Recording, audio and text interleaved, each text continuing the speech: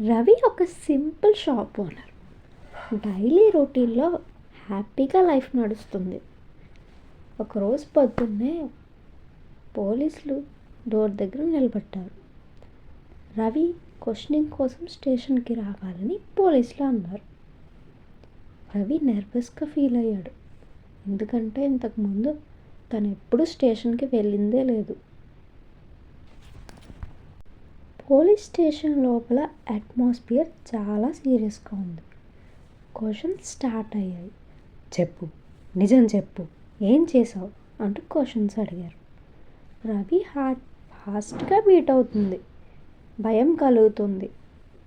ఒక officer strong వాయిస్లో అన్నాడు, చెప్పు, చెప్పకపోతే ప్రాబ్లమ్స్ పెరిగిపోతాయి అని.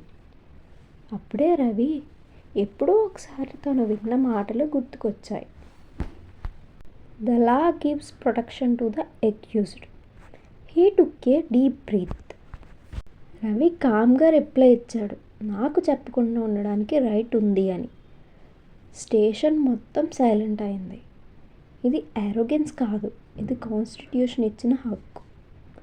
Article 20 clause 3 of the Indian constitution says no person accused of an offense shall be compelled to be a witness against himself. దీని అర్థం ఒక అక్యూజ్డ్ పర్సన్ని తన అగెయిన్స్ట్గా చెప్పమని ఫోర్స్ చేయకూడదు.